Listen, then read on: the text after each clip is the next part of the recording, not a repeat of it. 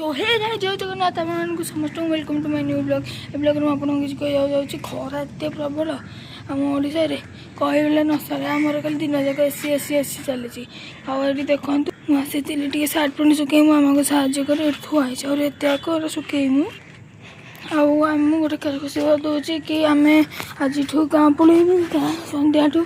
गाँ पलैबू गाँ गले आपण मैंने जानवे गाँ ब्लॉग ए 3 दिन कि 2 दिन पर्यंत आसुव 2 दिन भर आप गाँ ब्लॉग देखिए मिले कल सब बेस्ट ब्लॉग हम कारण कि काली है मोर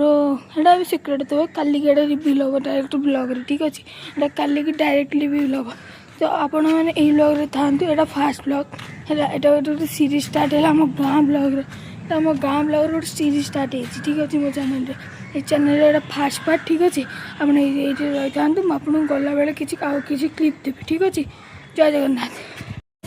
जीवन बाहर गाँ जीवु आम सिक्रेट रिविल करी कारण कि आम जाऊँ नुआगढ़ आप नंबर प्लेट देखे पारे नंबर टाक देखिए तो सुजुकी वैगनर टायर ठीक अच्छे आम बाहर आउ जड़े मोर भाई समस्त मोर अजा हरिका ये भाईटी आसछन्ती गाँव रु आमको नापी जे आम भी बाहर की जीव आम गाड़ी में सब बैक गोटे बैक आसछन्ती भाई देखी हेनी कि बैक